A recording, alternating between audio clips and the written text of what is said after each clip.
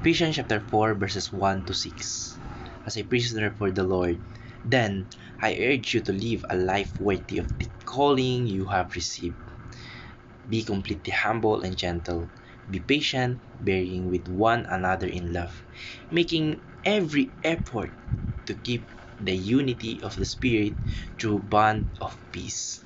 There is one body and one Spirit, just as you were called to one hope when you were called.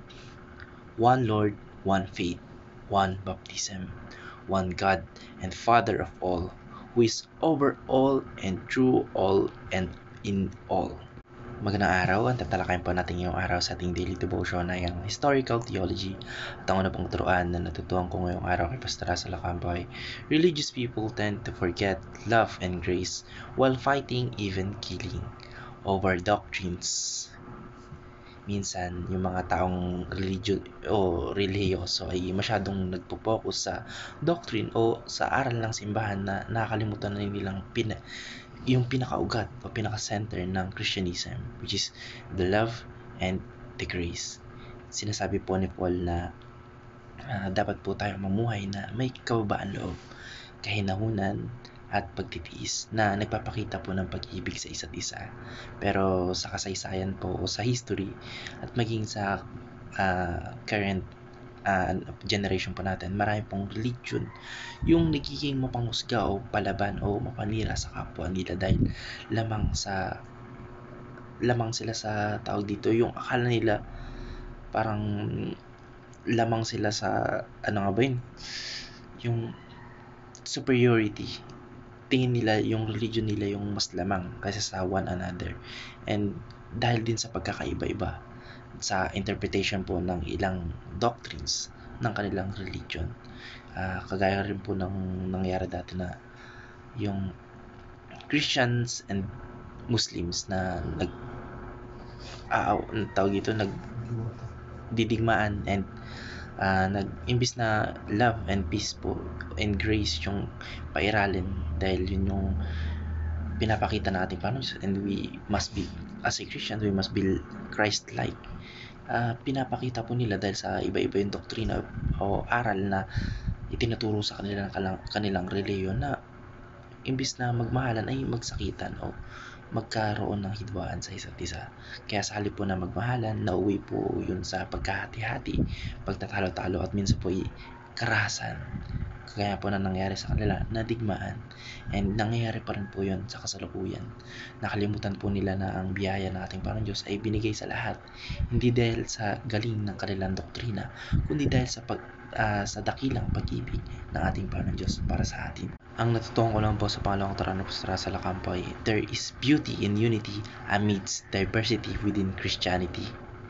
Ang ganda po ng pananampalatayang Kristiyano ay makikita po natin sa pagkakaisa-isa sa gitna po ng pagkakaroon ng pagkaiba-iba o pagkakaiba rather. May mga iba't iba pong denominations, traditions, and style ng pagsamba yung mga relihiyon. Isa pa rin po yung Diyos na pinaglilingkuran nila, at yung pagkakaiba-iba po ay hindi dapat maging hadlang o hindi dapat maging balakid sa pagkakaisa, kundi ito po yung maging patunay na yaman ng biyaya nating Panginoon Diyos na gumagawa sa bawat isa at sa iba't ibang paraan. At ito po ay nagkakos ng pagbubuklod-buklod nating mga tao. Kaya nga po sinabi sa Great Commission natin Panginoon Diyos by baptizing them, teach, basta i-share yung gospel sa all nations, whether they are their culture, their nation, and their race, their colors, etc. etc. And yun po yung patunay na yung gospel ay walang pinipiling tao, walang pinipiling religion, at lahat po ng salvation ay in-offer para sa pangkalahatan, hindi lamang para sa isang relihiyon, hindi lamang para sa isang organisasyon, hindi lamang para sa isang group of people, kundi para sa lahat, para sa buong mundo. Ang mahalaga po ay yung sentro ng pananampalataya, which is our Lord Jesus Christ. Yung pagkakaisa po sa gitna po ng pagkakaiba-iba ay isang patotoo na tunay po na kapayapaan at pagkakaunawaan sa loob po ng katawan ng ating Panginoon Kristo, which is the Church. Ang natutuhan ko naman po sa pangatlong katuraan ng Pastor Russell Ocampo ay the church must preserve the essentials of faith and through the ages. Habang dapat po tayong maging magpagkumbaba o magkaroon ng humility sa ating mga sarili at maging mapagmahal sa pagkakaiba-iba ng opinion, hindi po ibig sabihin nito na isusuko na natin yung mga essentials o mahalagang bahagi ng ating mga pananampalataya. Ang pagkakaisa po sa katawan ng ating Panginoong Kristo, ang Espiritu, at yung pananampalataya, pati yung Diyos Ama, yung simbahan sa kabila po ng pagbabagong panlipunan at saka sa kultura na dynamic o over the time ay nagbabago. Kailangan pong patuloy na panindigan natin yung katotohanan ng gospel o ng ebanghelyo. Mag-stand po tayo sa ating mga ground kung ano yung tama at kung ano yung totoo. Yung kaligtasan po sa pamagitan ng ating Panginoon Kristo at saka yung pagkilos ng banal na spirito sa ating mga buhay, pati yung katuroong nagmumula sa banal na kasulatan at doon lamang mismo. Hindi dahil sa interpretation ng certain religion sa kanilang doktrina, kundi mag-stick po tayo sa kung ano yung katotohanan. Mag-stick po tayo sa kung ano yung nasa kasulatan, nasa ating manual o nasa ating Biblia.